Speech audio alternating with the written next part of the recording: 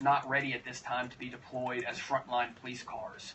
So working with our partners in the IT division, they're working to upfit these vehicles to put the necessary equipment in them so we can deploy them as frontline police cars as well to increase the availability of the fleet and to work ourselves back towards single officer units.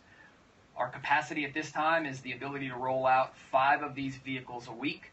So again, we're looking to increase the available fleet weekly through the work that we will do with our partners in the IT and the make-ready shop. I think that there's some concerns in the community, and I want to address some of those right away. First of all, there'll be a concern that we're going to see a spike in crime.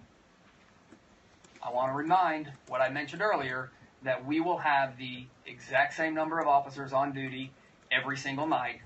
However, they will be doubled up. We frequently say that a deterrent of crime is a visible police presence. So yes, there will be less of a police presence because we will be doubled up and we will have fewer marked units out there.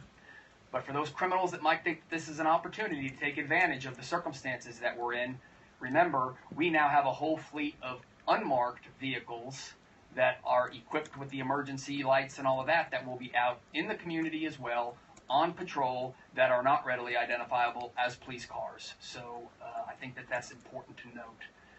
We are going to track very closely our response times. Obviously, having officers doubled up may have an impact on our response times. We're fortunate that we have invested over the years, and the city has funded us for a lot of technology that has allowed us to do some really strong analytics and data-driven policing. And we're going to pay attention to that data as we work ourselves through this situation. We're going to look to see if there's an increase in crime in a certain neighborhood or a new crime hotspot that pops up, or if response times are impacted more greatly in one part of the city than another. And as we always do, we will respond to that and make the necessary changes. Remember, we were talking last year when I first took this role on about a 10% increase in violent crime in this city. And as I stand here to say, not only has this department stopped that, but we've turned it around and we're currently at a slight decrease in violent crime. So we have shown the ability to adapt in the face of controversy, and that's what we're going to do again, is we're going to get through this and we're going to be responsive to the circumstances that we are in. And the last area that I'll talk about is there may be a concern about police impersonators, because we are now going to be using vehicles that are not readily identifiable, the traditional black and white vehicle that you're used to seeing. This community, like communities across the country, at times experiences police impersonators, individuals that put a light in their car and try and stop folks. As we've done in the past, I will put out the same safety information to our community today. And that is, if you believe that you are being pulled over, that you have a vehicle trying to stop you, and you are not certain whether or not that is a police officer behind you because it's dark or because it's one of our unmarked vehicles, take these steps. First and foremost, activate your emergency lights so that they know that you're aware they're behind them, and then call 911. Report to 911 your location, the type of vehicle you're driving, and that there is someone trying to pull you over. And that way our communications can verify that this is in fact a police officer. While you're doing this, just head towards a well-lit, well-populated area.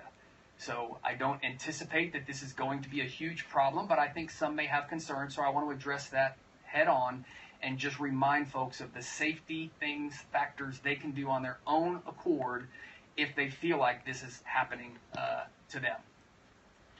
And the last thing will be the partnership with the community. How can you help us as we work together as a community to get through this? We are fortunate in Austin that we are a very technologically driven city, and we have a lot of things available to us.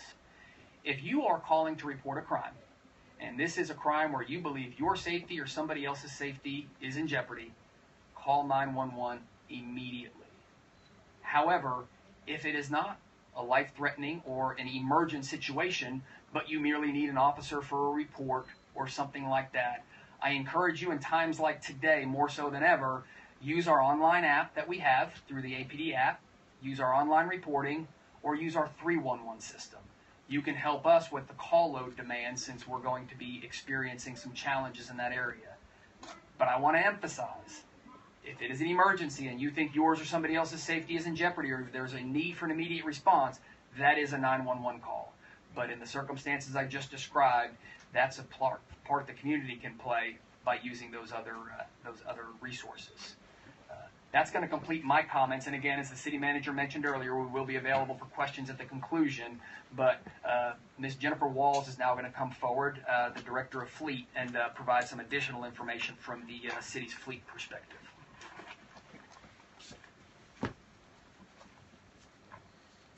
Good morning. I'm Jennifer Walls. I'm the interim fleet officer, and I want to start out by saying that we join the city manager and the police chief in reiterating that this health and safety of our employees is paramount. To that end, also, the continuity of services to our citizens. To that end, what Fleet has done in response to this is install the carbon monoxide detectors in all of the city Explorers as a first line of defense to protect our employees. We also issued safety bulletins to personnel as to what to do should an occurrence happen. Internally, we developed the fleet protocol so that when the detectors go off, the employees, the fleet takes possession of the vehicle and sends it to Ford for the technical services bulletin as directed by Ford. When we get the vehicle back from Ford, we test it again and issue the vehicle out if it doesn't have any problems. That has been our protocol.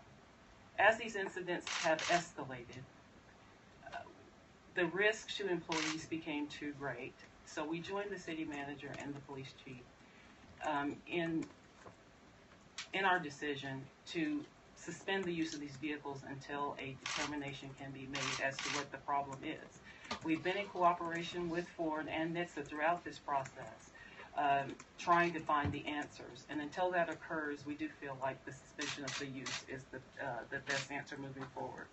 We will also continue to support, as the chief said, APD in their operations and keeping vehicles available, making sure that officers have the vehicles that they need timely in order to perform their services. This is an ongoing and constantly evolving situation, and we are partnering with them to make sure they have what they need. So with that, in the end, we will maintain communications with NHTSA and Ford on the other end to make sure that we stay abreast of this investigation and find out what the determining factors are, and we'll develop a plan to continue from that point forward. We are also evaluating other mechanisms of how to increase fleet availability, examining other parts of the fleet and looking at our acquisition process in order to support that as well. So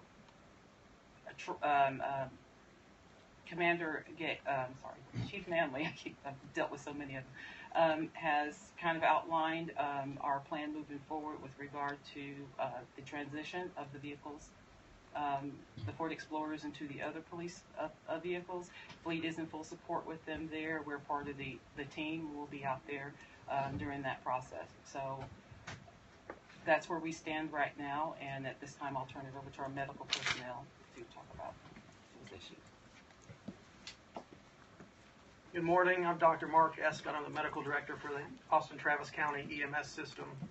My department has been involved in this process to provide consulting to the Austin Police Department in order to provide a medical risk assessment of the carbon monoxide exposures that we've been experiencing. In addition, we've been involved in the evaluation, treatment, and transport of the officers involved through our paramedics within the Austin and Travis County EMS system. Most commonly, carbon monoxide exposures are related to things like smoke inhalation from house fires. It's related to utilizing gas-powered equipment or barbecue grills within enclosed spaces. In this circumstance, the concern is related to vehicle exhaust exposure within the Ford Explorer systems. Because carbon monoxide is colorless and odorless, most people who've been exposed really have no idea until their symptoms become significant. To give you some perspective, the normal blood level of carbon monoxide is about 1%. In smokers, that can range from 3 to 8%, and sometimes even higher, depending on how much people are smoking. But we define toxicity at a level of 5% or greater. Most commonly, the symptoms associated with this low level of exposure are things like headache, nausea, and lightheadedness. As the toxicity grows, the symptoms become more significant. Things like chest pain, decreased consciousness, and eventually unconsciousness and death is possible, but only with extremely high levels. We also know that for individuals with underlying health conditions like heart disease or cerebrovascular disease, or those who are pregnant, the risk can become more significant. While carbon monoxide exposure can produce symptoms at that low level of 5%, the symptoms are generally mild and can be easily treated by leaving the environment that's causing the exposure or through administration of oxygen. The risk becomes much more significant if the exposure is not detected and there are prolonged periods of times over many hours that can result in more significant exposures. Similar to carbon monoxide detectors in the home, as soon as this issue became apparent regarding the Ford Explorers, the detectors, as the chief said, were installed in order to detect situations that may lead to dangerous levels within the blood. In our preliminary review of a portion of the cases involved, we found that when the alarm goes off and the officers exit the vehicle, that the blood levels of carbon monoxide are relatively low enough which can usually be treated with simple exposure to room air or administration of oxygen by EMS or by the hospital. In 2013, the City Council approved the purchase for our EMS providers of the Zoll X-Series cardiac monitors, which, in addition to its regular cardiac functions, monitoring heartbeats and oxygen saturation, also monitors carbon monoxide levels for every patient that we encounter. This device allows the EMS to detect the blood levels in close time proximity to when the exposure occurs, which will really allow us to have this new and critical tool for better assessment of our exposures. Over the coming days and weeks, we'll be working with the Austin Police Department, the National Institute for Occupational Safety and Health, and other stakeholders to perform a thorough assessment of each case to determine the overall health impact on our workforce. Further information regarding the health impact will be shared once the review is complete. That concludes my comments, and I'm going to ask